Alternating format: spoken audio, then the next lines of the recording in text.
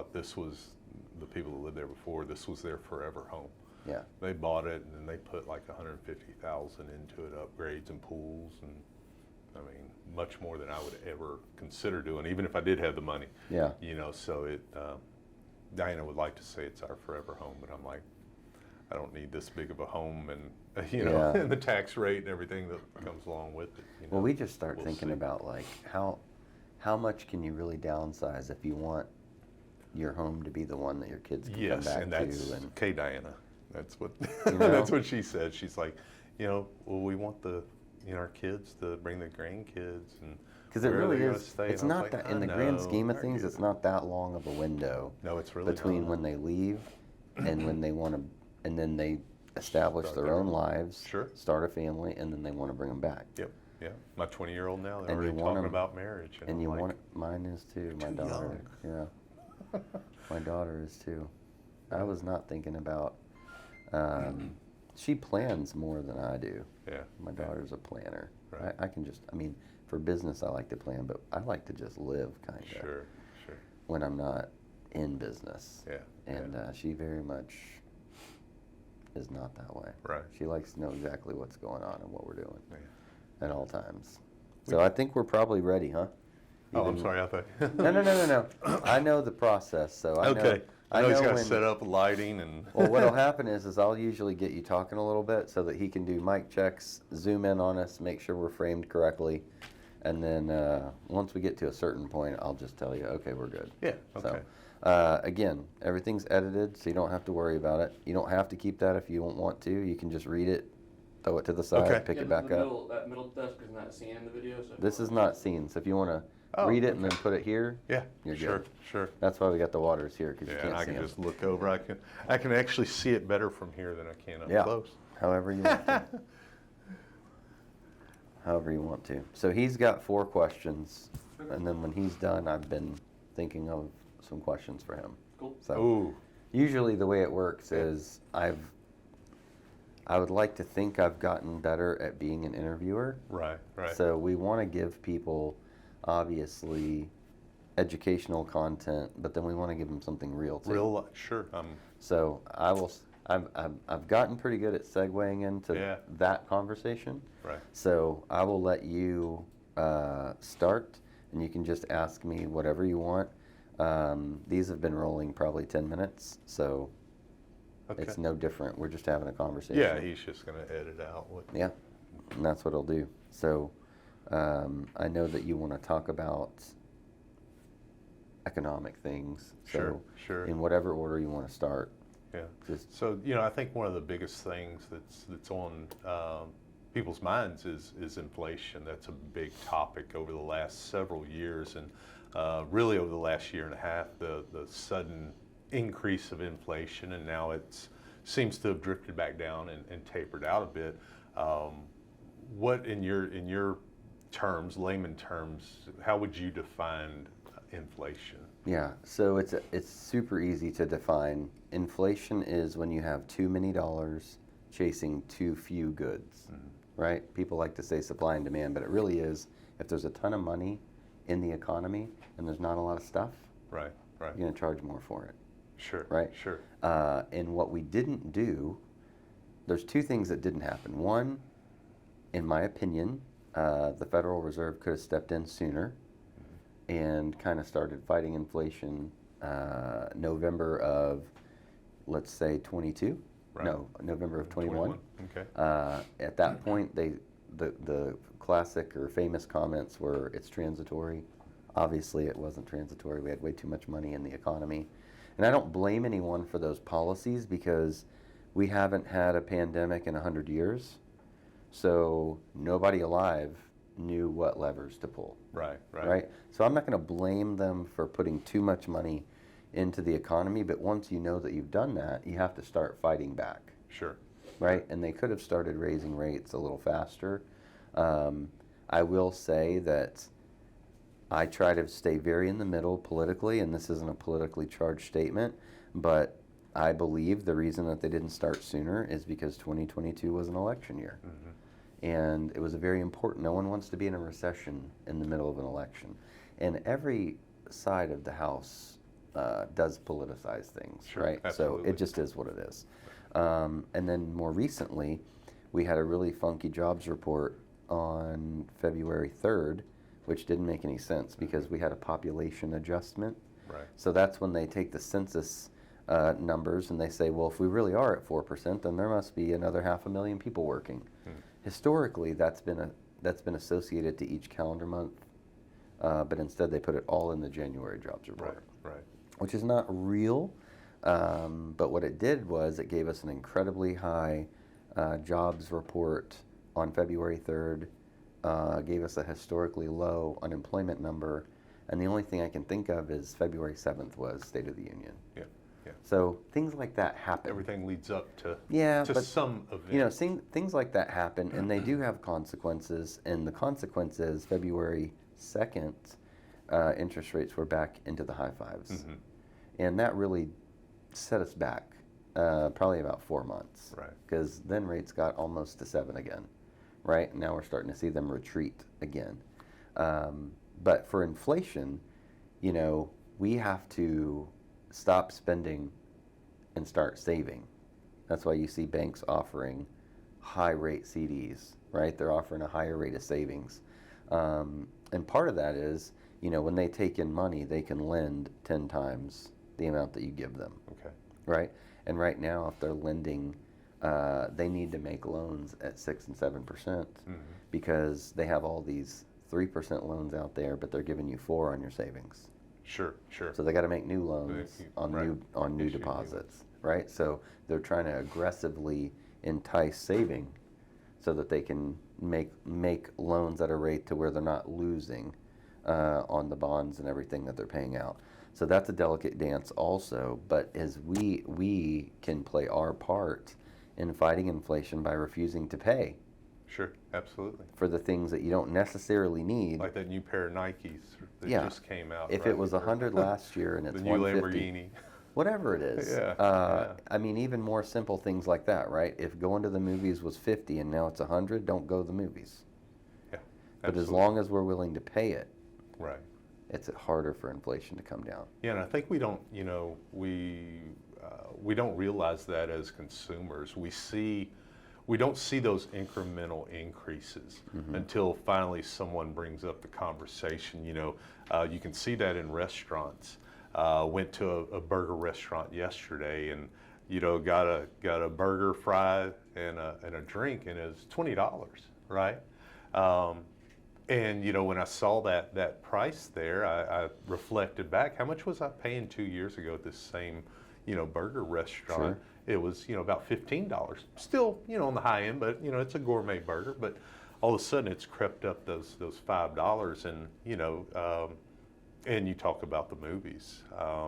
You know, what you're paying to go see a movie for a family of 4. You're getting popcorn, you're getting drinks and whatnot. Well, $100. you know, you're minimum $100 walking out of there. To And go to don't a you movie. dare watch a 3D movie, Yeah. right? And that's just to go You to the know. movies. And you know, it's what's crazy to me is all of these studios, they know that it's an absorbent number to go to the movies now. So now they're starting to do where you can early rent them at home. Right? So for $20 or $25, you can rent it through, you know, your Roku stick or your Amazon Fire or your Apple TV, and you can watch it at home for $25. Sure. And what I would say is, maybe do that. Yeah. Try that. Hey, we did it this weekend. You know, funny enough, we watched Cocaine Bear. You know, not promote the movie or anything, but we decided instead of going out to the movies that we were going to stay home, and it was $20. And you know, I reflected at that time, look how much money I saved. You know, so I, you know, hopefully industry is starting to curtail some of that opportunity because they don't want it to all stop at one point in time. They have to foresee their future budgets, what their revenues are going to be over the next, you know, 1, 2, 3, 4, you know, years outwards. So maybe that's an opportunity, you know, for consumers to better evaluate. So what do you think is the biggest misconception that the American people have of inflation? Probably that it's 100% a particular administration or president or Congress's fault. It's really not. The Federal Reserve raising interest rates, people get mad at them. They only have that one vehicle. Sure. That is That's literally, the only knob they can that's turn, all right? they have. Yeah. Right? And if you go back and look at when the Reagan administration had to take over, regardless of what happened, they had to take over a high inflation period. Mm-hmm. Okay? Right. And they used lots of things to bring it down. Sure. Right? So we're using one lever right now. And that's going to make it a little more long and painful, which it has been. This soft landing is painful because rates have been higher longer. Now, rates should not be 3%. Right. Okay? Right. It's not sustainable. It's right? not sustainable. But unemployment shouldn't be 3 either. Correct. People don't understand that 3% unemployment is not, it sounds great, but it's not sustainable. Right. Right? People are hiring because they have profits, but they have profits because we're willing to spend the extra money. Mm-hmm. Right? Sure, So what sure. comes on the other side of that, if you look at historically, every time the Fed raises rates and unemployment's at an all-time low, we have a recession. Recessions aren't bad, Right. right? It's just like, it's a reset. It just has to happen because too many levers have gotten unbalanced. Most of the time in a recession, home values go up. Mm-hmm. So real estate's still a good investment, Right. right? There's opportunities to be had. We also do like investment hard money type loans now. And what investors were, average deal, they were paying 85, 87% 2 years ago. Now they're paying 72% of the after repair value. Right. So they're getting better deals because there's better deals to be had. Yeah. And so I think that there's opportunity in all markets. I think high rate environments give you opportunity on the investment side. I think when interest rates go up really high, there's opportunities in commercial also.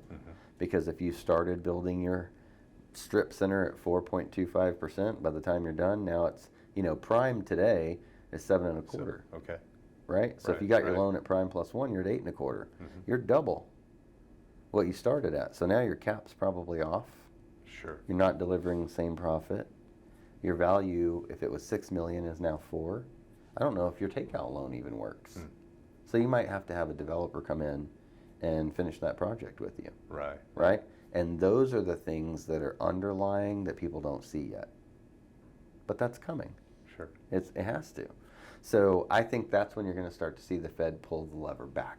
Okay. Everybody says, okay, they say they're almost done, but when are they going to pull it back? Yeah. What That's is, when what they is have to done, pull it right? back. When is done at what Well, rate they say do you at see two. that? They say at 2% inflation, but that's not realistic either. Right. Right. Right? Powell says, I want 2% inflation. Well, that's not realistic. Yeah. Realistic is high 3s, low 4s. Okay. We are 5 or right under 5 right now. He still is probably going to go through with one more 25 to 50 basis point hike in April.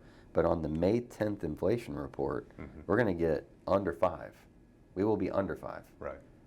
We know that because May of 2022 was super high. Okay. Year over year was like 0.8 higher, Right, right? right. We're expected to be 0.1, right? So if you take 0.7 off of where we are now, we're mid to low 4s. Now everybody knows that because the shelter costs have not been updated either, and that's going to hit on that May report. Okay. We already know where they're trending, but that data is a lot further behind than like core products, Right. so we get oil and gasoline quickly, right? But shelter lags. So you are seeing rent start to normalize and even decrease in certain areas. So when that starts to hit as a potential negative downside to inflation on the specifically on shelter, you could really see a very attractive May CPI report. I really believe we will. It's been on the calendar for me since November. Okay. I knew November 10th was going to be a big one. It was. Right. May 10th is going to be another big one. So, we're making this video on April 17th. We're 3 weeks away from probably seeing rates in the 5s for the rest of the year. Okay. That's great news, right? That's great Yeah. news to the consumers. So, You know, we've seen over the last, year and a half, adjustable rates, 3-2-1 buy downs. Some, lenders are offering a fixed rate. Do you foresee that being something that Security National, that y'all will be offering, knowing that rate is going to adjust? I only really like the temporary buy down unless a permanent buy down gets you to 5.5 or lower. Okay. Yeah. Because I believe that at 5.5, even when the rates retreat, it might be difficult for that to financially make sense to refinance. Right. Because I think they're going to settle in the low to mid fives. Sure. Now, if you go to a 15-year, you're probably looking at mid fours to high fours, right? Once they retreat. But on the temporary buy down, I'm a huge fan of that because you get the immediate savings, and if you refinance, the money's not lost. Okay? Because it's basically a subsidy. Right. So if the difference in payments over the first 2 years is $8,500, that $8,500 just gets in a pool, and you pull from it every month. Right? So when you refinance, if there's still $4,000 over there, that $4,000 goes as a principal reduction. Okay. If you do a permanent buy down and pay points, right? Pay discount points, which is one discount point is 1% of the loan amount, right? Right. Fixed cost. You're putting it up front. I'm paying this interest up front for a lower payment. Well, if your break-even period is more than 36 months, you're likely to lose. You're just going to lose. Because in the next 36 months, you're likely to refinance, and then you did not win on that economic decision. Because there's no crystal ball, right? There isn't a crystal ball. But do you foresee rates even getting down into the fours at some point I in think time? fours will be reachable for the ones that want to pay for it. Okay.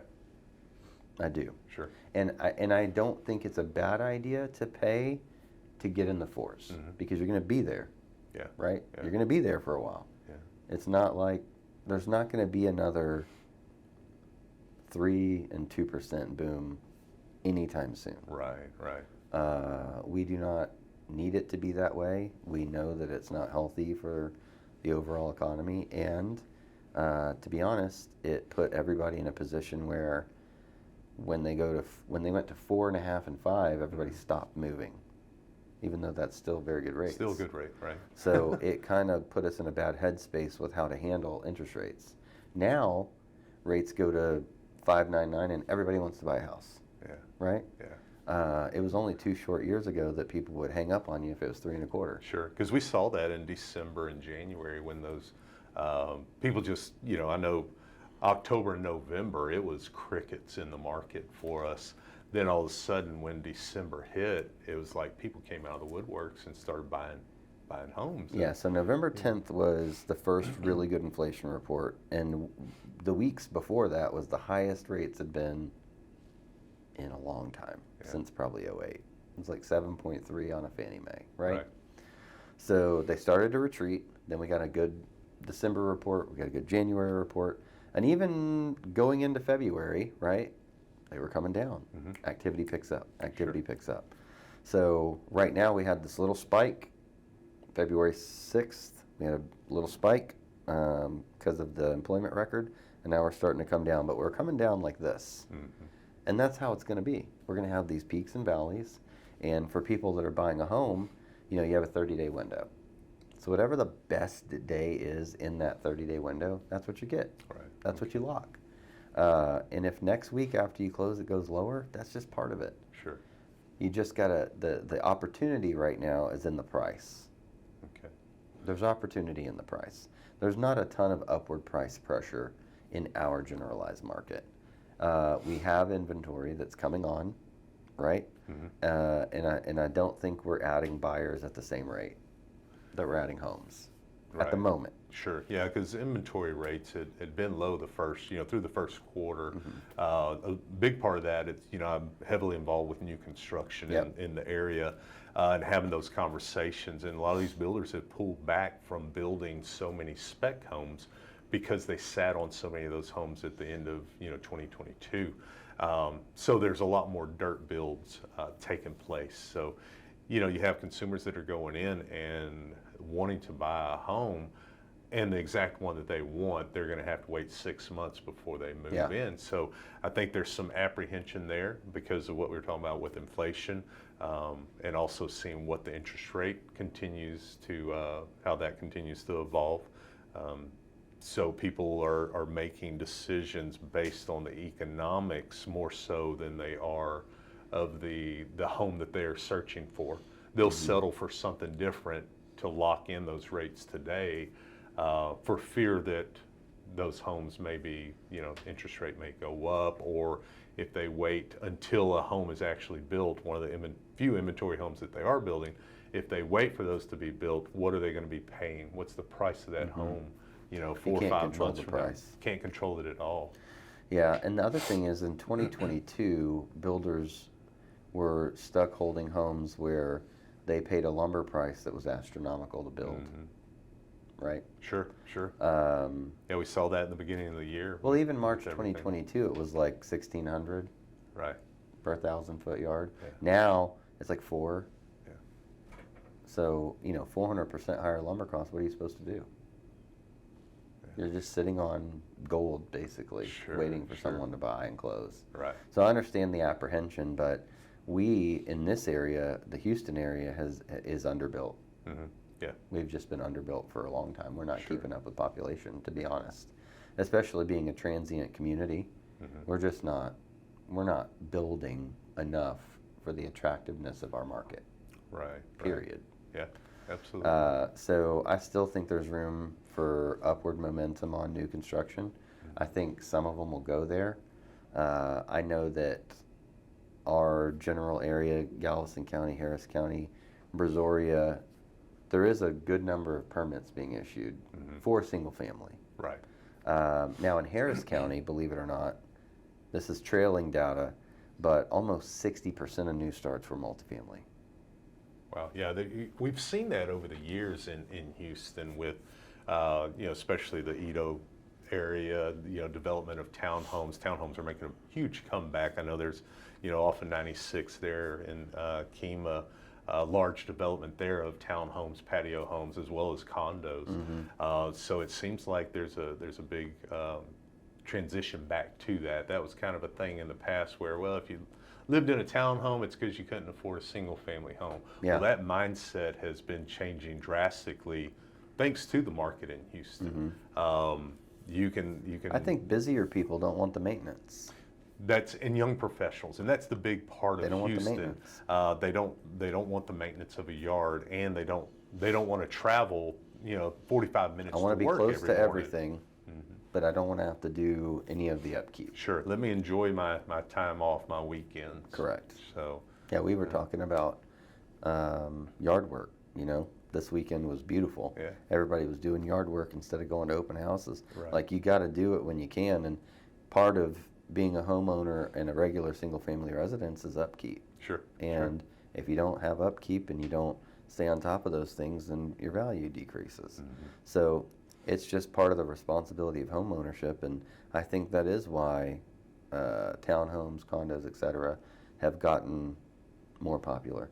I know they're getting popular with builders because, not just builders, but the city likes them because you can densely populate an area. Sure. Right? Yeah. To accommodate for population. Yeah. At that time, the tax dollars may not be coming from property taxes, but it's for goods and services. You bring more population in, they're spending more money in the area, and think about funneling money that. Well, maybe, but think about a 12,000 square foot lot in Edo right now that has one house on it. Right. That's not a huge lot.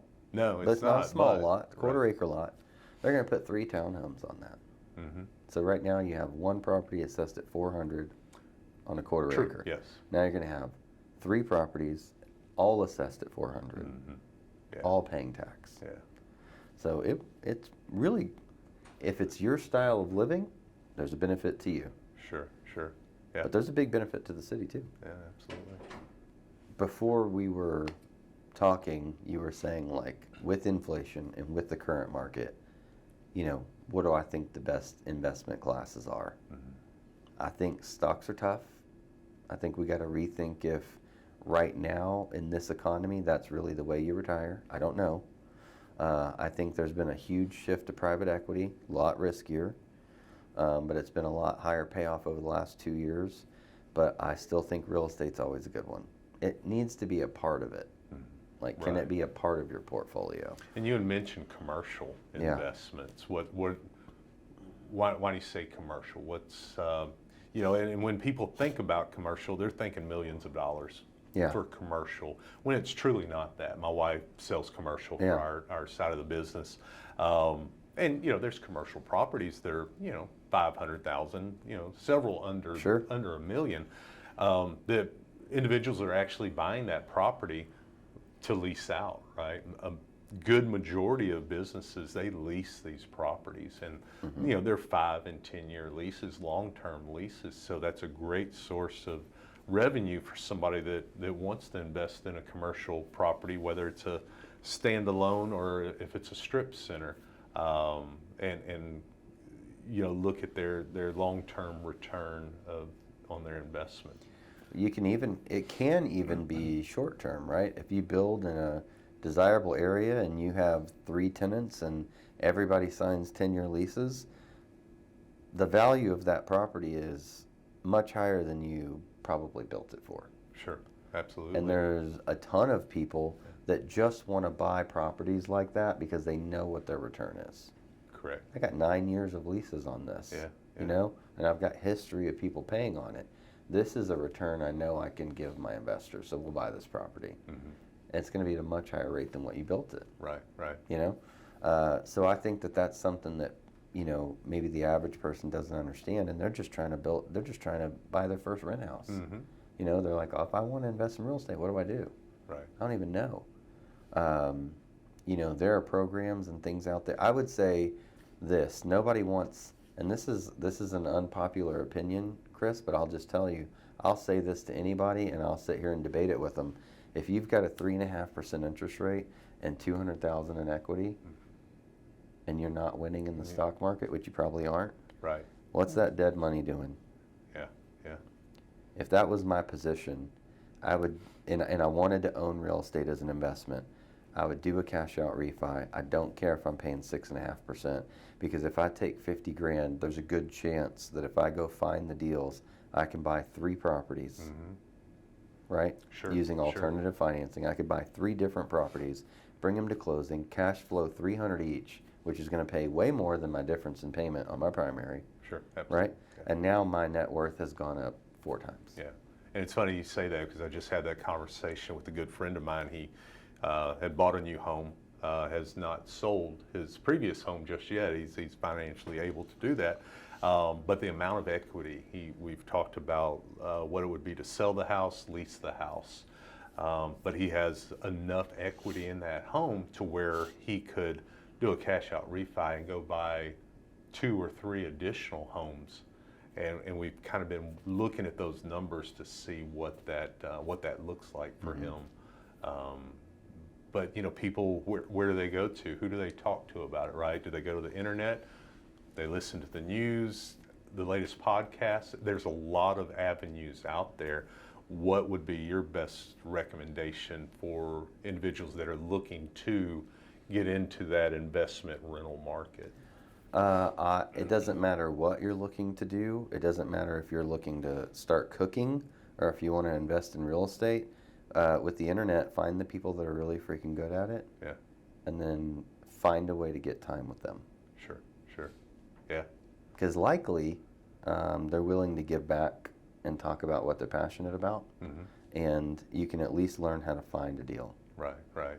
And I can tell you, with me and my wife getting into real estate, that's something that we did. Is we not only sought after agents that we knew locally that were successful, but also folks that are out there with their YouTube channels and promoting, trying to help people be successful in something that they're passionate about, which real estate's something I've been passionate about for a very long time.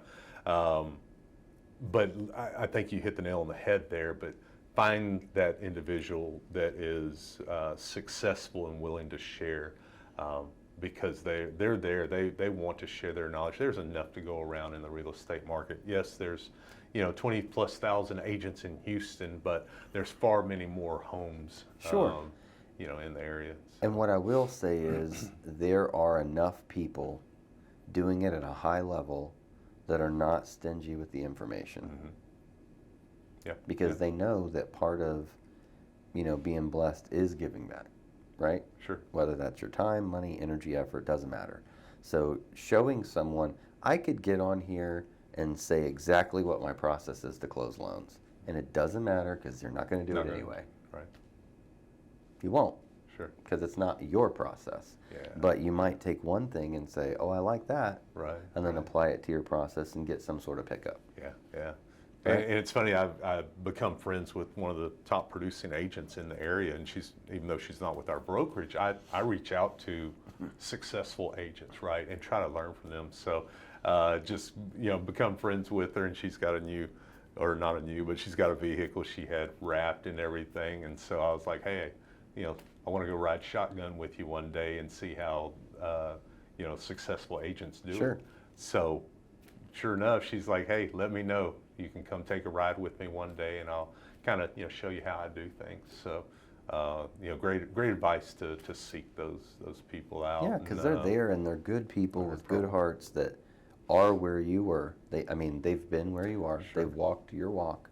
And man, if you can make like 5 less mistakes because someone can tell you what they did wrong, Sure. why wouldn't you want to learn that? Yeah, best way to learn is to teach. 100%. And no matter how many years these successful agents have been in the business or how much they know or think they know, someone's always going to hit them with a question that they haven't come across before.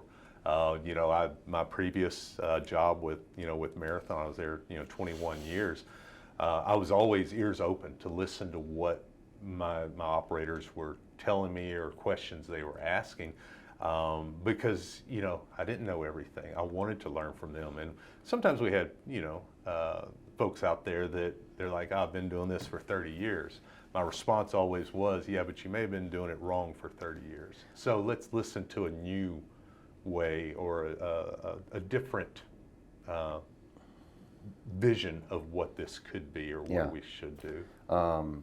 So other than real estate and loans, for exactly 10 months, I worked at a refinery.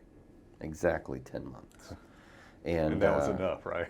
Well, I think what happened was I just realized why I do what I do. Right? Sure.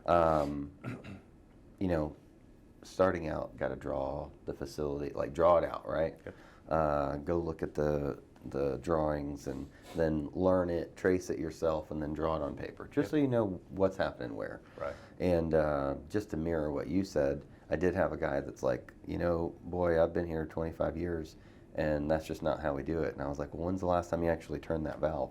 Right. Yeah. Or even put your eyes on it. Sure. He's like, I don't know. I was like, then you're not telling me anything. Yeah. You're not helping me.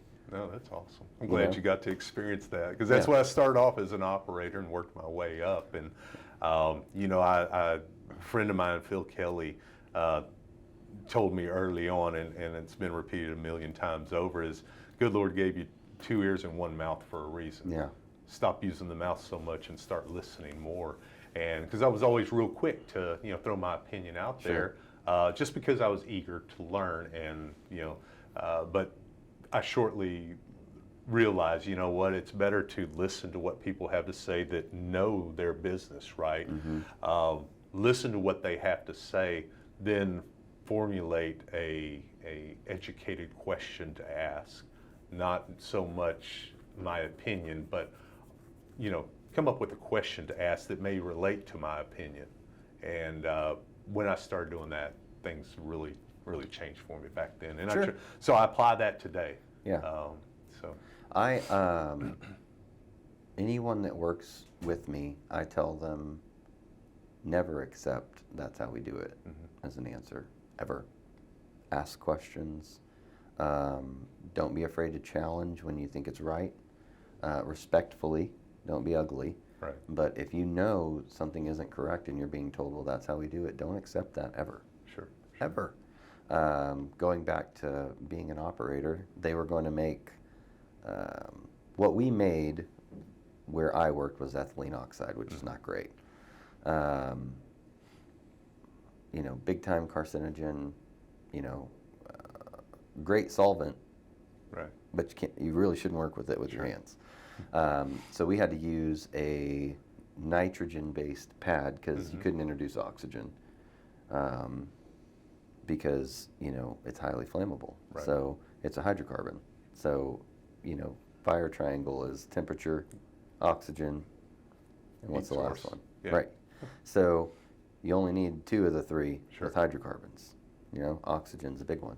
So we use nitrogen pad for everything. Like it. So we had the nitrogen came over from the other side at, I want to say 120. We had steam too, Right. because we couldn't use just oxygen for anything. But the nitrogen came over at 90, and then we had a pressure control valve that took it to 60. Right. And then there was this one valve where it just kind of was just buttoned up, right? And that valve has been closed forever. It has a little pressure reader right above it, and it has an end on it that's been painted 1,500 times. Right. Right? And so they were going to make a modification to take that 60-pound nitrogen and run it up to the pressure control valves because they kept getting gunked up with the ethylene oxide. And so the engineer comes over and we have to walk through everything. And they're like, well, we're just going to tie in right here because we need 60 pounds exactly, and this is 60 pounds. And I was like, this is not 60 pounds. And he was like, well, it says it should be 60 pounds. I was like, I understand that, but this has never read 60 pounds ever. Right. So somewhere in here, you're losing something. There's a fitting and it doesn't go anywhere, so nobody cares. But after that valve, when you get to the end of this line, you're 48 max. And they're like, well, that can't be right. I'm like, I know in the book it can't be right. Right. That's not what it says on the P&ID. I know that in the book it can't be right, but all you got to do is just get somebody that you're not using this line. It's not in service, so nobody cares. But just put the snoop on it and find where it is, and then fix it, and then it'll be 60. And they were like, but it's 60. I'm like, but it's not. Things in practice are different. And the thing I learned from that experience is, what the book tells you and what is in practice is different. Yeah. And sometimes it's that way in real estate. Sometimes it's always that way in mortgage. Yeah. Right? I can read the book on how to do loans all day, but no one's going to walk in with that profile. Nope. No one's ever walked in with the same profile twice. I've done loans for people 4 or 5 times, and not one time was their application the same. Right. And just in my short time being in real estate, every client that I've worked with, whether it's buying, listing, leasing, investing, every single one has been different. There's not a template per se that they can just input information and it makes it seamless. It's always something different, and and that's one thing we always talked about with engineers that I worked with. Some people read things in black and white, but we operate in the gray. Sure. Because that valve you talked about, that valve is there, but it's frozen. So now you've got to go downstream of the vessel and isolate there and clean back. So, but that's where it comes down to really listening and working with individuals and understanding that, yes, this is what the manual says, or this is what the lending requirements may, lay out for you. However, what's the gray area? What's your your credit score versus your your DTI and your income? There's so much that comes into play because people get on Credit Karma and they're like, oh, I've got an 890. Well, that's not even possible. But they look at those outside sources that do not see the details of their their credit. So so what it boils down to is working with someone like Security National to really understand what their profile looks like and what it will take to get them the loan they need to get in the house that they desire to get into. So, and same thing with real estate agents. Everybody has a story, right? So do you want to listen to the news? Do you want to listen to, your brother-in-law? Or do you want to come and have a discussion with an agent to help better understand what your home is valued at, what home or area you may be willing to live in, and just really, get to the source, get to the people that are educated on it and will help give you good direction. And because I have, for so many times over and over, people that I've talked to, they always have, like I said, another friend or family member that has told them, this is the way it is, and only to correct them and get them on the right path to home ownership, right? I agree. It's not a one size fits all for anyone. We'll get applications, anywhere from 10 to 30 a week on just my team. Sometimes we get a couple hundred in the group. None of them are going to be the same. None of them. There's so many data points that we're looking at between income, credit, assets, job history, employment history, residency history. There are so many things that we're looking at. No two profiles will ever be the same. Right. And for sure their stories won't be. Yeah. And why this is happening won't be. Sure. How did I get here? Yeah. I worked with a gentleman that's 73 years old, buying his first house ever. He had a house before that his parents left him, but he had never gone through the process of getting a loan, having an inspection, the appraisals, everything that comes along with that. And it was at first I didn't really understand why, at that age, why don't you know or understand these? And became very good friends with the gentleman. And everybody has a different situation, and a lot of people are fearful of filling out that application because the skeletons are going to come out of the closet. I don't want to hear no. You don't want to hear no, right? But just knowing that that's the first step of seeking, pre-approval. And okay, so you have to work on your credit over the next 3 to 6 months, whatever that may take at a lender's direction. But hey, you know what? In 6 months, would you rather be owning a home, or do you want to continue giving your money to a landlord paying lease? Now, some people, because of income levels and whatnot, that's their current option, right? But what if you could own a home in 6 months or a year from now and save up, the down payment, your closing costs and stuff? So I know it's scary, but just take that step. Us as agents, we don't see all your financials.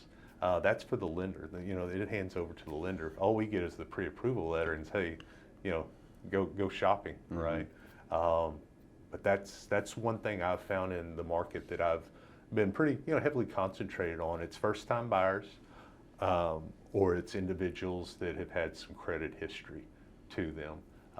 So it's just being able to work with them and help them navigate the waters. And again, the first step is to get with a lender, and hey, let's start there, because we don't want to get our hopes up looking at a $380,000 house when you can only get approved for $330,000.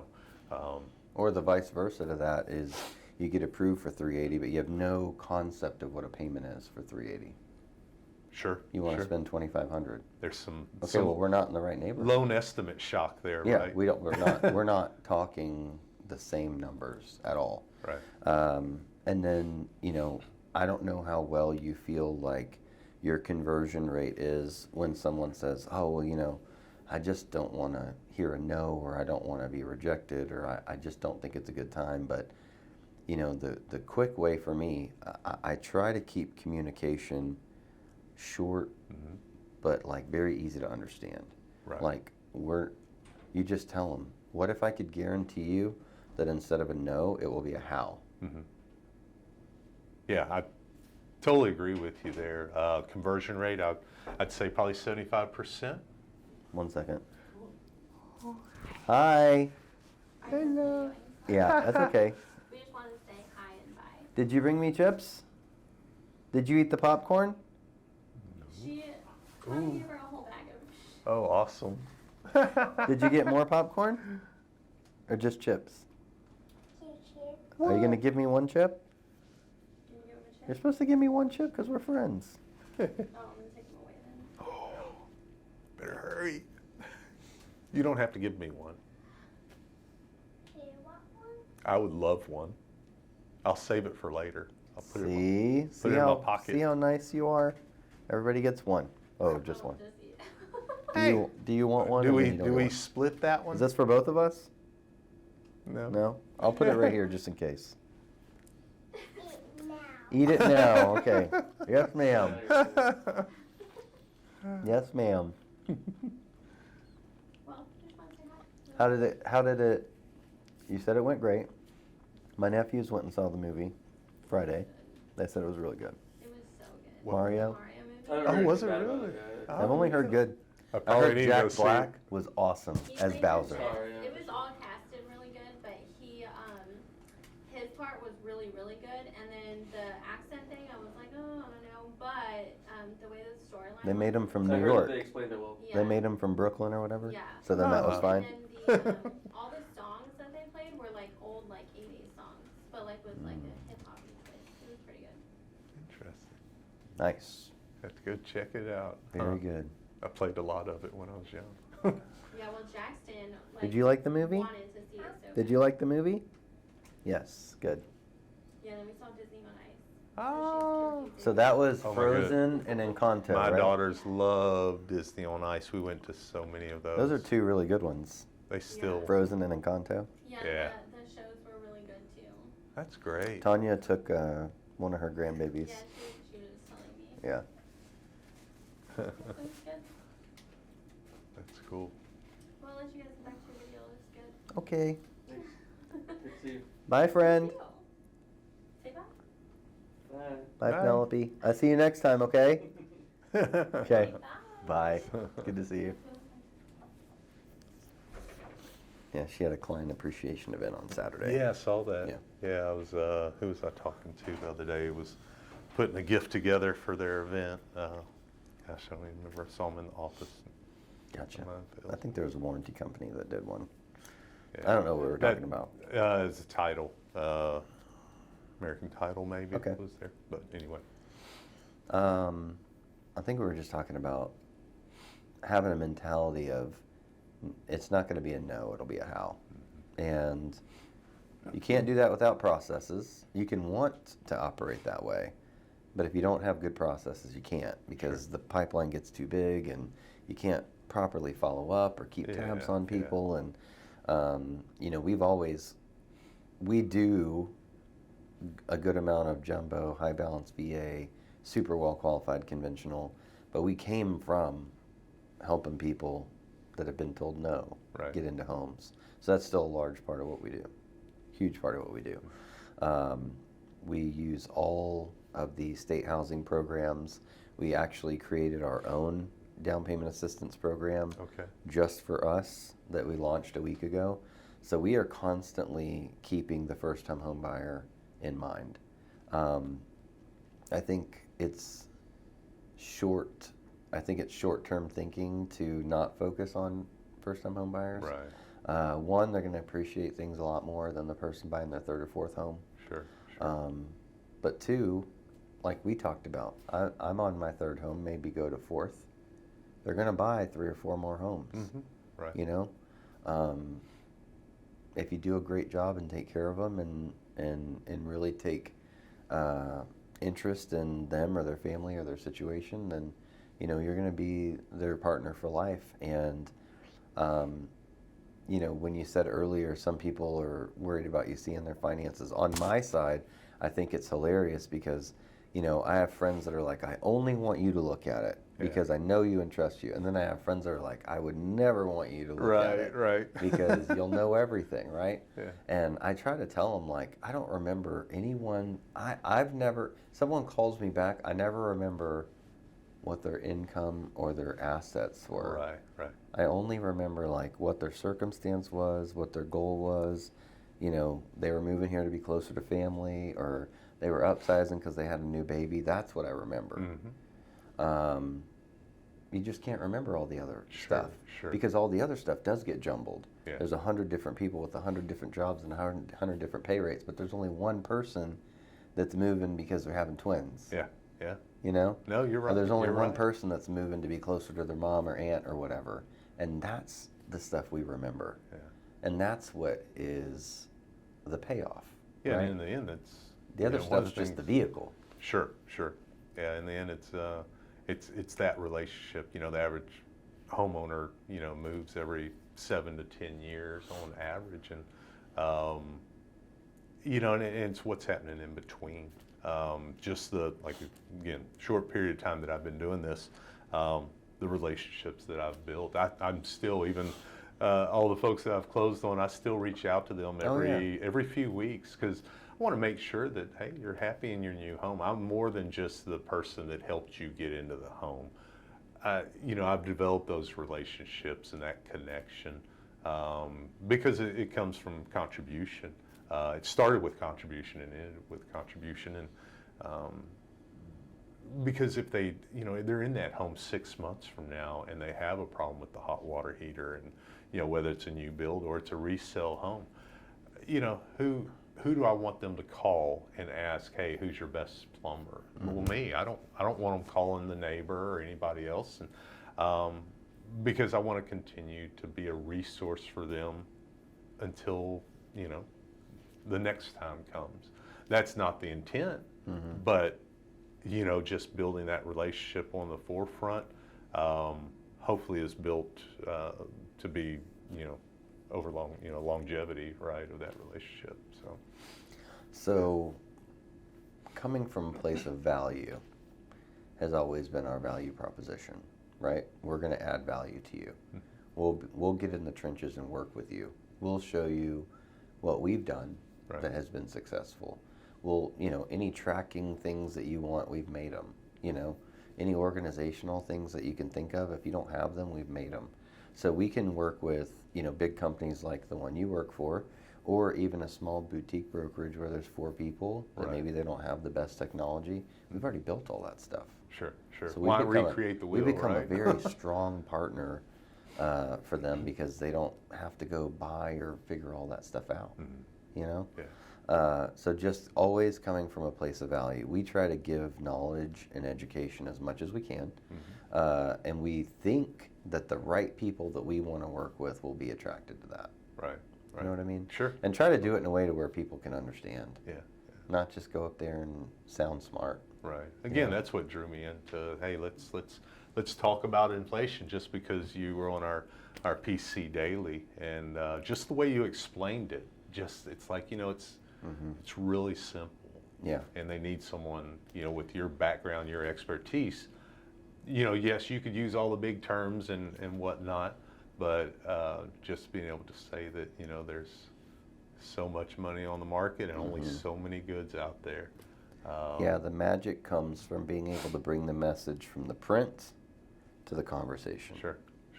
In a way that is easily digestible for a consumer or a partner. Sure. Because if you can't do that, it's really hard to get people to trust you. Yeah, it's if people don't understand what you're saying, it's hard to get trust. You know, they're saying a lot of big things about a situation that is scary to me or unknown, and if they can't communicate in a way that I understand, how do I trust them? Yeah. How am I going to trust them when it's time to communicate about my rate or my cost or my appraisal or my negotiations, if we can't even have the initial conversation in a way that I feel comfortable or understand? So, you know, sometimes it really is just, you know, I think people get caught up in terminology or throwing around buzzwords or catchphrases, and really what you just need to do is be you. Sure. You know, because anything other than your full authentic self is fake, and people are not attracted to that. They can sniff it out. You can only fake being a certain way for a certain amount of time. Yeah, and I have that conversation with folks that I meet. You know, I tell them, you know, look, I'm not a salesman. I don't consider myself a salesman. I am a talker, though, and I will talk all day long, you know. But as long as that conversation is value added, I'm not there to blow smoke or anything. And I've had folks that, you know, whenever I was covering a couple of the model homes for new construction, and even, you know, individuals that would come in start asking questions, and, you know, we're an hour, you know, into the conversation, they're like, you know what, I learned more in 15 minutes than I've known all my life about real estate. And of course I'm like, really? You know, that's you know, that's definitely a great comment to receive from people. But I think because it does come from contribution and value, to help those individuals truly understand what you're getting yourself into. We go back to what you're approved for, right? I had a couple, they got approved for $315,000. Mm-hmm. It was $40,000 over the price of the house that they were buying. But then they got the loan estimate, Mm-hmm. and what that looks like. It was a VA loan, so it was an all-in, 100% financing. They saw that monthly note, and it just, it was shell shock, right? So I experienced that first couple that I met with, and working through y'all on that loan. So now I make it a point, look, you need to get with a good lender, get pre-approved, but then ask for a loan estimate, because what that pre-approval is and what that loan estimate is at that price may not line up with your personal finances and ability. The ability's there, Yeah. but you don't want to be You house can do broke. it, but you don't want to do it. Yeah. And the other thing is we live in such a instant gratification society. Sure. That sure. if I see a house and I like a house and you tell me I can buy the house, then everything must be fine, Mm-hmm. Yeah. right? Right. 'Cause Just better hope that car you- lasts you another well, that's 10 what years. I'm saying. But it must be fine because Yeah. you're telling me that on paper, yes, I can buy the house, but you never ever would have considered that the payment might be $3,000 a month, Right. right? Sure. You just said I want it. I told you yes. You're good. Well, there's a whole nother step in there, Yeah. right? Yeah. Because the two most important things in a mortgage transaction are how much am I bringing to closing? What do I pay every month? Mm-hmm. Everything else is really secondary to that, Yeah. right? They want to know financially, what is it up front? What do I pay every month? Because you don't write your check in interest rate. You write your check in Right. dollars and cents, Sure. right? So those are the two things that matter. When you write a check at closing, you don't write it in, shutters or Mhm. whatever. You Yeah. write it Yeah. in dollars and cents. Right. So those are the things that matter to people. And sometimes you got to bring it down to the most stripped down possible version of the conversation. And it's like, look, I know this seems overwhelming. Here's the two things that super matter. Okay? This is what you need to bring to closing, and this is what you're going to pay every month. Yeah. Are those two things good? Because if Yeah. they are, we can talk through everything else. Sure. But let's not freak out on line one when line one, Yeah. in the grand scheme of things, doesn't move the needle. Right. You got lots of other things that go into that. So being a second career guy, I can tell you're a hard worker because obviously you moved through the ranks and moved up and put in your time and had a good career and retired from Marathon. How competitive are you? Are you a competitive person? I am secretly the most competitive person. And maybe it's secretly. I'm not one that pounds my chest when I win. I am a leader, and with leadership comes competitiveness. Mm-hmm. But I lead in a sense that I want to help others. I never, even in, so 10 years I worked for Walmart. I was in management for Walmart. Then I went to Marathon, worked there 21 years, and in both levels. I started pushing carts 2 days out of high school, and then worked myself up into management after a year. Same thing with Marathon. I started off as an operator and worked my way up to area foreman over a portion of the refinery. But one thing I always knew is to never tell somebody to do something. Always ask them. Even though I know they're going to do it because I'm their boss, I've always asked people to do something.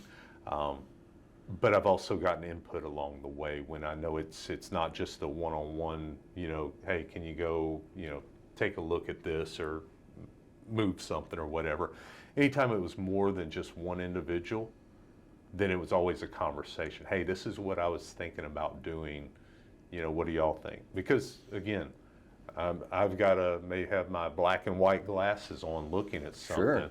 but these guys in the field or out in the store or whatever may see something that I didn't catch. So yes, in that sense, working with other folks, I try to help lead. And the competitive side, Um, yeah, that's a hard one. I've never viewed myself as being competitive in a sense that I want to be the winner. Mm. It just has come naturally by my leadership skills that we've become winners. Mm-hmm. So, Yeah, I do want to win. If I'm doing it, I want to win. Not by any cost. I want to do it the right way, and I want people to win with me. right. But if we're going to show up every day and be a group of people that provide mortgages to a market, why in the world wouldn't we want to be the best one? Yeah, yeah. Sure, sure. Anything other than that doesn't make sense to my brain. Yeah, yeah. You always got your eye on the prize, right? Yeah. You Well, know. it's not about money. It's not about market share. It's about, if you asked 10 people, who do you think the best option is, doesn't matter where you are in your career, to send your, clients for mortgages, I want 8 of them to say us. Yeah. Or at least mention us in the 3 people that they say. Right. I want that. Mhm. And if we're not doing that, what are we doing wrong? Yeah. Or what can we do differently? Right? Sure. Because what is the point of doing something if you're not trying to be the best at it? Yeah. For Agreed. me, Agreed. that's where I And maybe get, I silently do that's that. where I get Right. competitive, right? Yeah. It's not anything else other than if I don't think we're performing at the top level of everyone in our area that's Right. doing the same thing as Right. us, then we have to get better. Sure, sure. And I'm pretty critical of us, so I pretty much never think we're doing it. Yeah. Well, there's always room for improvement, Yeah. right? But there are times when Absolutely. you might see me less, or I'm not as at as many functions, or I might not be as visible, and it's in those times that what comes next is pretty special. Mm-hmm. Because if I'm not out there, you can bet your butt that I am working on, planning, or doing something that is making me not be there. Right, right. And when that thing is done, I'll be out there Yeah. with yeah. that new thing, and it's gonna be good. Sure. It's sure. gonna be something of value. It's gonna be something that's gonna help our community, and it's gonna help realtors put more people in homes. Right. So there are times when I'm less visible for 3 to 6 months, and those projects have been probably the biggest game changers we've had because they're a collaboration of everybody that's here. Mm-hmm. Right. Right. We're getting in rooms and throwing around ideas and creating concepts, and we're very good at executing. Right. And I think a lot of people are good at thinking about Thinking about things. They're not really good at bringing them to light. Sure, sure. And this group that I'm lucky enough to work with is very good at executing. They will go from idea to concept to execution very quickly because now they expect it. Yeah, yeah. Like if we say, hey, we should all do this, what do you think? And everybody's like, yes, it's not an idea anymore. Yeah, yeah. Now it's something that we have to do. Sure. And there's a process to everything, right? And I like the way you say that because you can have these great ideas, but if you do not have a process in place that you hit the lottery tomorrow and you're like, hey, I'm out, guys, good luck. If it's not something that someone else can step in and continue to help the team navigate through the process, it's not sustainable, right? When the leader has moved on. But I think when people within your team understand that, look, this is the process to obtain those goals, it becomes natural for them, right? And when things are natural and not so scripted, black and white, that this is the process we have to go through because of X, Y, Z, it's more of relational to step your clients through the whole process. Yeah, for me, going back to leadership and some of the things that you just said, I really feel like you can take my entire job and just say that it's these 2 things, right? Mm-hmm. I really only have 2 jobs. My first job is to get every single person here to where they could leave tomorrow if they wanted to and be successful anywhere at whatever their job is that they do here. Right. They could do it tomorrow and they would be performing at a high level no matter what company they went to. They would be one of the most attractive hires, period. Right. That is job number 1. Job number 2 is to make sure they never want to do that. Yeah. Because it's what you're investing on the front end with them, right? Well, just create an environment where people feel heard and they feel loved and they feel welcomed and they feel like they truly are a part of something, and they feel like, you know, when it's 5 p.m. on a Friday and they don't want to do that last task, they understand what completing it means to the person that's getting the home, or the money that we'll invest in the community because of it, or the person that might get a grant from our 501c3 because I picked up the phone and did the task. Right? Yeah. And when they understand that and they feel, you know, what they are a part of and believe in it, then they don't want to leave. Yeah. And I don't want them to leave. Sure. Not just because I invested time and money in them, but because I love them and I care about them and I know everything about their families, and I build deep relationships with the people that work here. And, you know, every once in a while when someone does leave, I hope it's for something incredibly better. Yeah, hopefully they're taking, it's a stepping stone. 100%. Right? I hope it's for an opportunity that I couldn't otherwise give them, and I'm very happy for them. Yeah. You know? And it's, you know, that's a discussion that we've been having. You know, me and my wife are part of Hoot Realty Group, right? That's our team. She does commercial, I do residential, but we've been having a lot of conversations between ourselves, and then we met with you know, the director of our office the other day and have that discussion about building a team, because that's one thing that I can't wait to, you know, wait for. Even though haven't even got my full year in yet, I know what it's like to build a team. I've always worked on teams, and I've always been a leader of those teams. And it's not about money. It's not about building a team for me to make more money. Greed never comes out of my mouth. But I see the opportunity to help other people succeed. You know, we all come in as individual agents. We're all contractors, right? And we've got some really good teams within our office.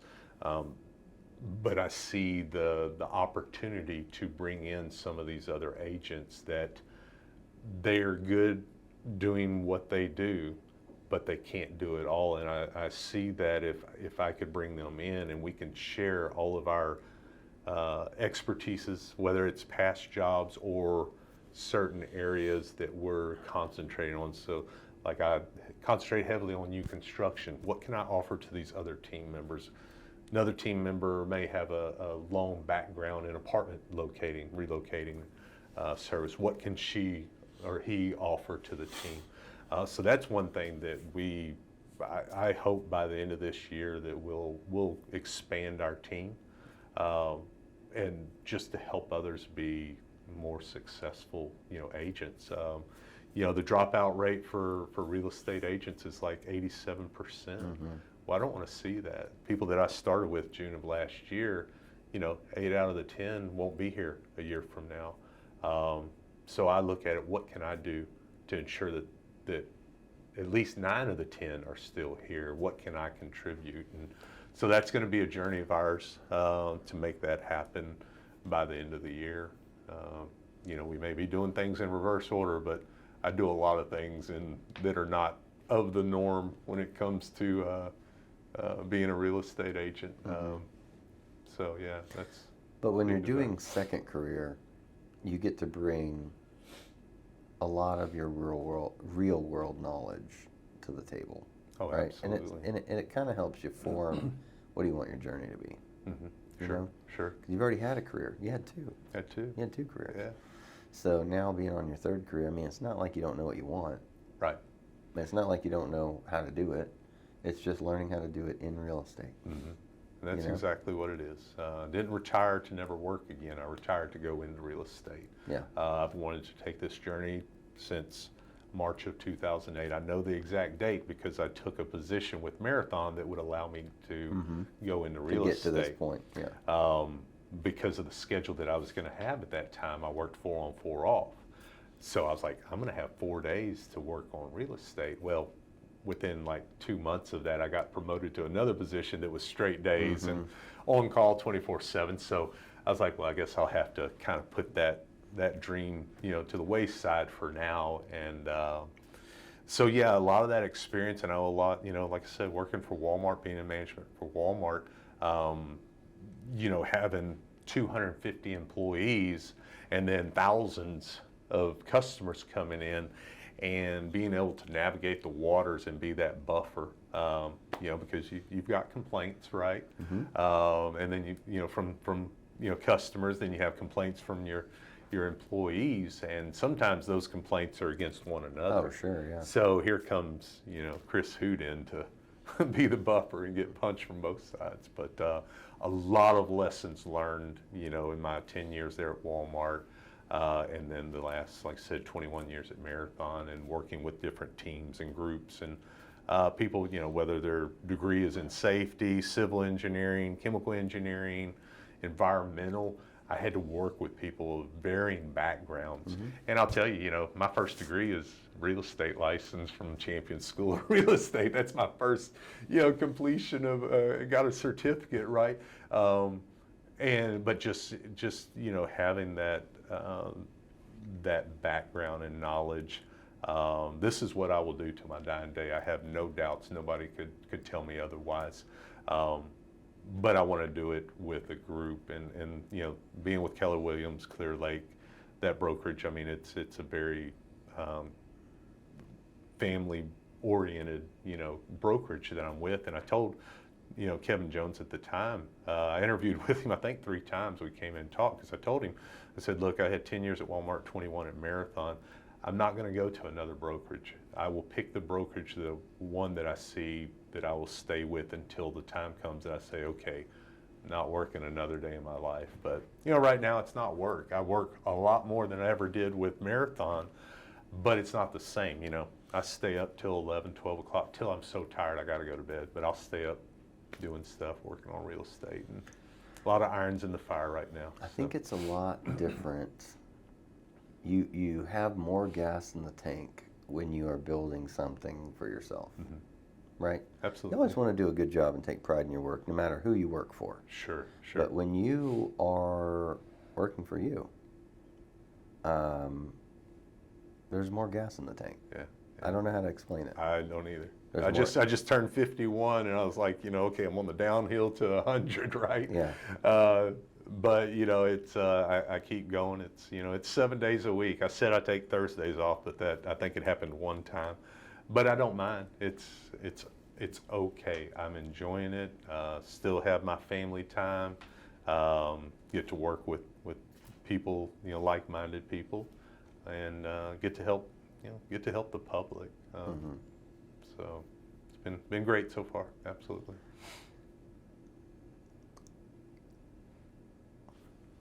Once you build your team, which I'm completely confident that you will, and you get rolling and you're growing your business and you've built something yourself, not for the greedy reasons, what do you want that business to mean? What is the end goal? Like, I build this whole thing, I've got great team, we're really just focused on our process and creating a great experience for consumers.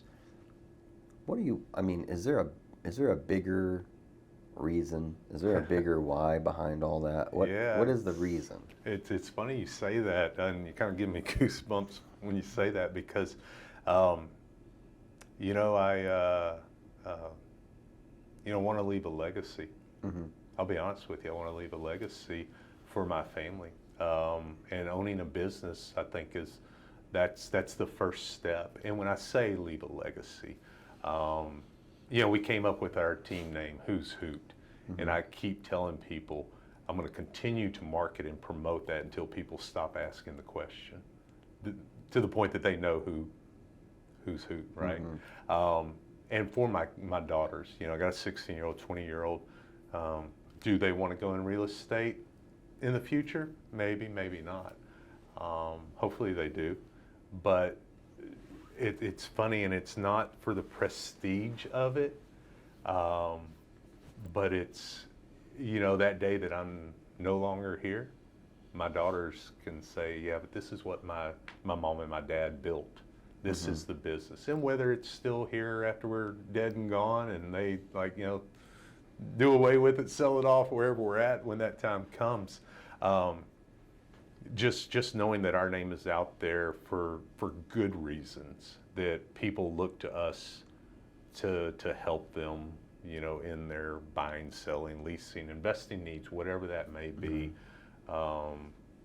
Is kind of that's the why. It's you want to make your, as much as you want to make your parents proud, I think you want to make your kids even more proud of you. So yeah, that's the why for me. Okay. I did not know our kids are almost the same age. Mm-hmm. My oldest is 20. Right. And my youngest is 15. Yeah. Yeah. So I have a girl and a boy. But I'm quite a bit older than you, so. Not that much.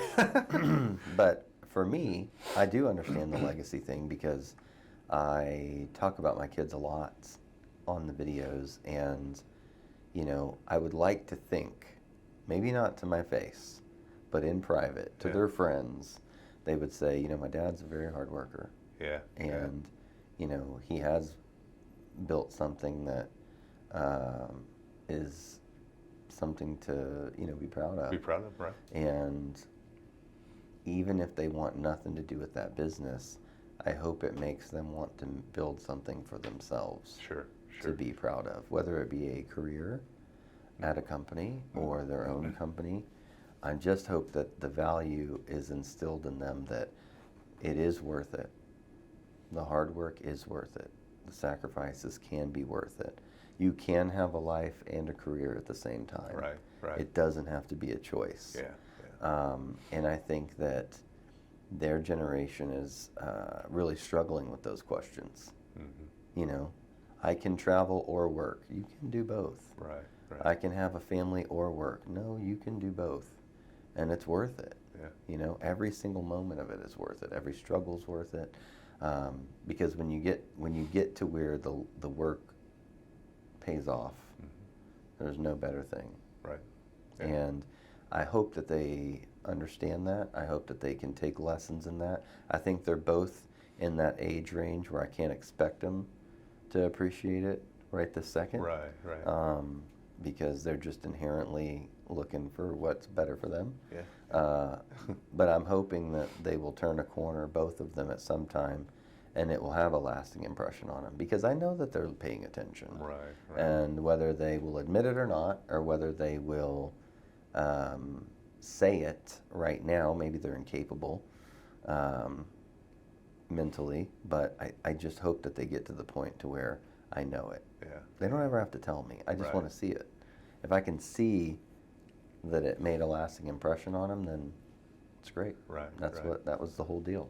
And I'll say, recently, where it really kind of, I think my daughters noticed that, hey, the time and effort that we're putting into things, I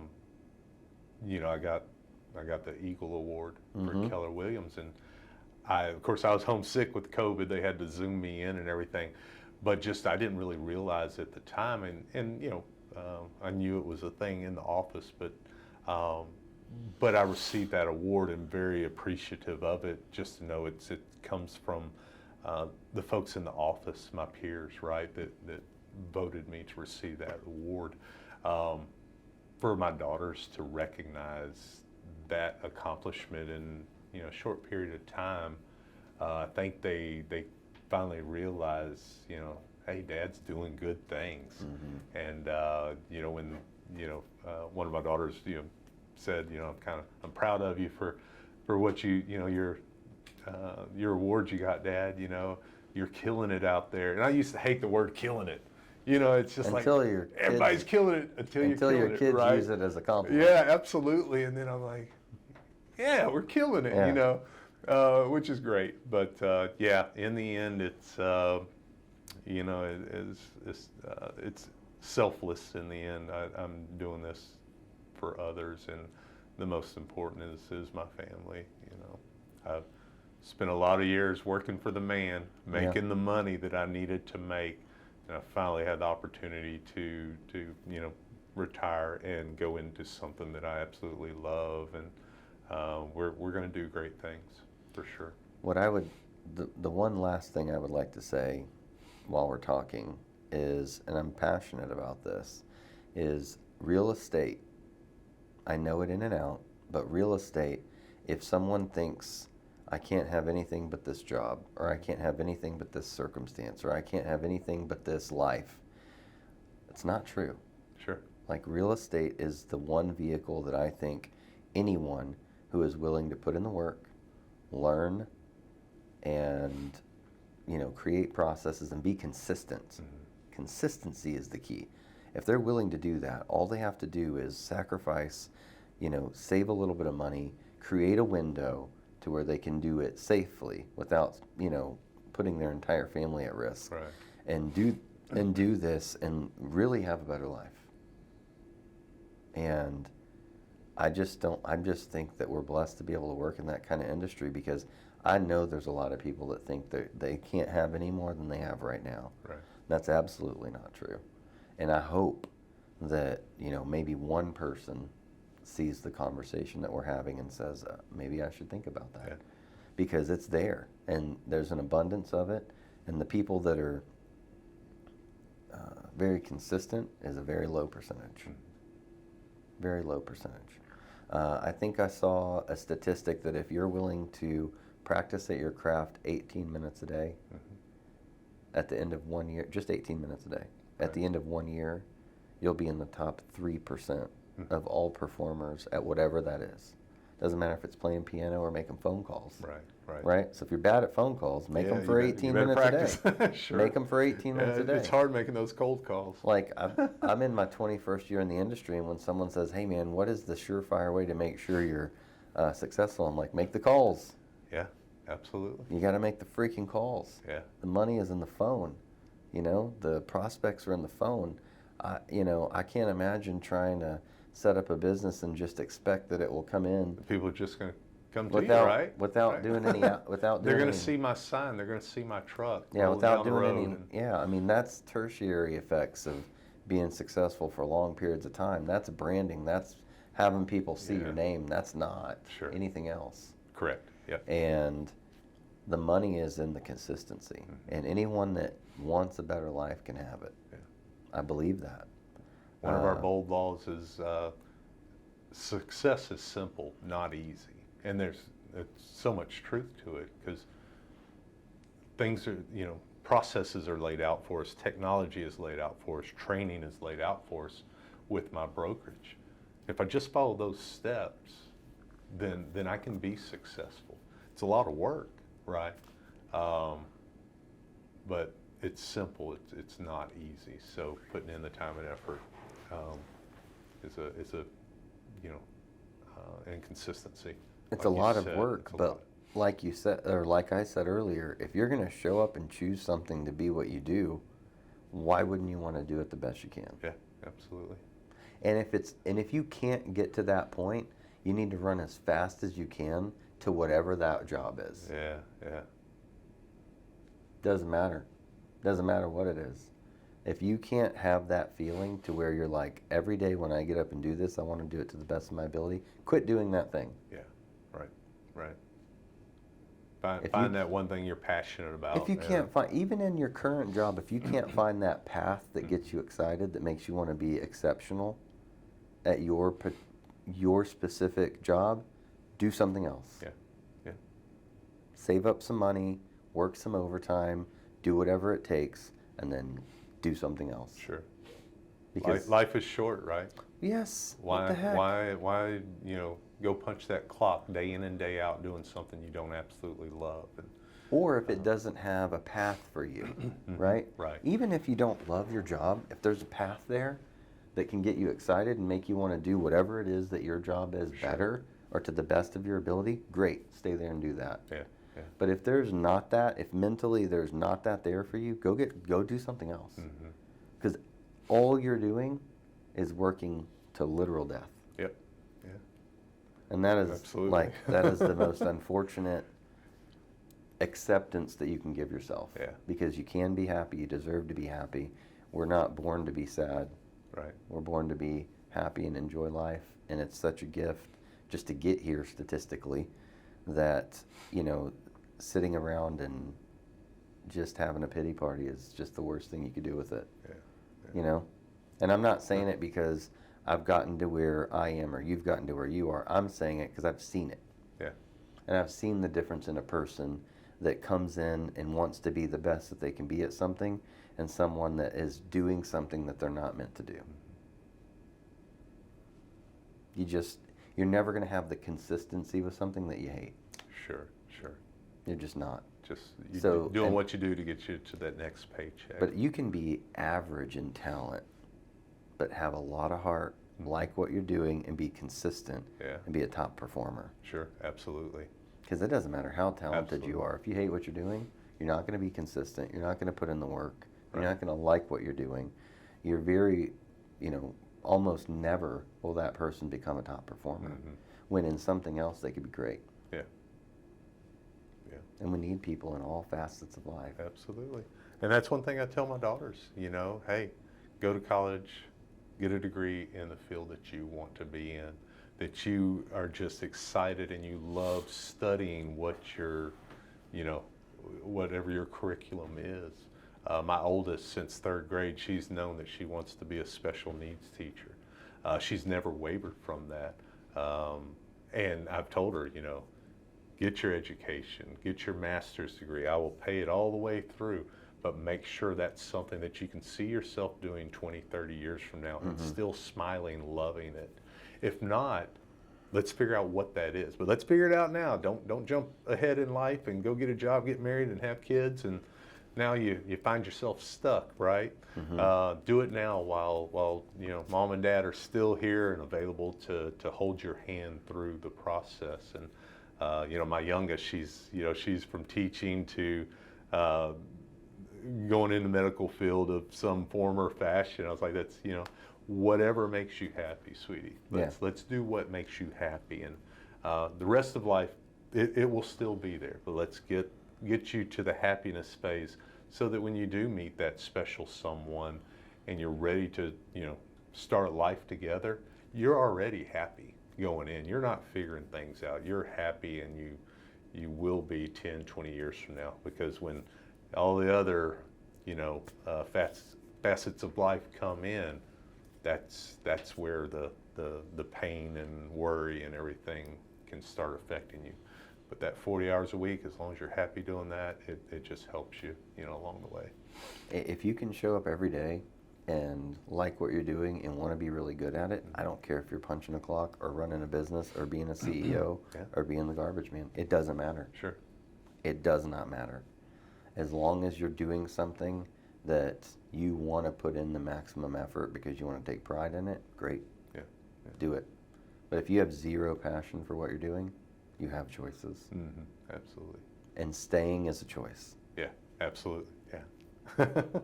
So I Sure tell is. people all the That's awesome. time, you still have time. Yeah. It doesn't matter. So Chris Hoot, I'm guessing full-time was about a year ago? Yeah, June 1st. Okay, so at 50, starting career 3 from scratch. Right. And I would still say to anyone, that sounds great. Absolutely. Plenty of time. Sure. As long as you love it, Yeah. you're enjoying yourself, you got gas in the tank, you can run the marathon, and you're ready to be consistent. Who cares? Right. Doesn't matter. Right. Some people are like, well, I put 15 years here. Are you miserable? Yeah. Leave. You want to put 15 sure. more miserable? Yeah. Like, you're not going to make it to 75 Yeah. Right. if you spend another 15 years in a miserable job. Yeah. Misery takes years off your life. 100%. But happiness will continue to at least it'll be the happiest years of my life, right? They should be. Hopefully. Yeah. They will be. They should be. No doubt. You did everything you needed to do to get to this point, get and here. now you get to live it. Right. So I've been watching from the sidelines. I've been impressed. I'm glad that you took the time to talk with me today. I hope that in here we've got some nuggets Yeah, that somebody will absolutely. get something out of. But I always talk more about not those questions Right. than the questions. The questions get us started because it's going to be good videos. Sure. But the rest of it is what I want to know you too, Yeah. more than Stir up inflation. the conversation. Yeah. I already know inflation. Absolutely. Yeah. Yeah. No, awesome. Well, I appreciate the Yeah. time and appreciate what you and your group are doing. Yeah. I know y'all had the change from. You already forgot the name, from- didn't you? I know. See? I already forgot it. I was For, Because it's us. gosh dog it, It's you not know, a brand. see, now you it's put me on the us. spot now. Well, it's not a brand, That's not it's even- us. Yeah, So fair that's away. the reason. But moving over, y'all made it seamless. It was just, just flipping of the name tag on the door. You'll still have the same folks in place to help service the clients that we bring to you, or the ones that, make the right choice and come to you first, and then, seek the agent. But no, I appreciate the conversation. And, Absolutely. look forward to doing it again. Yes, sir. So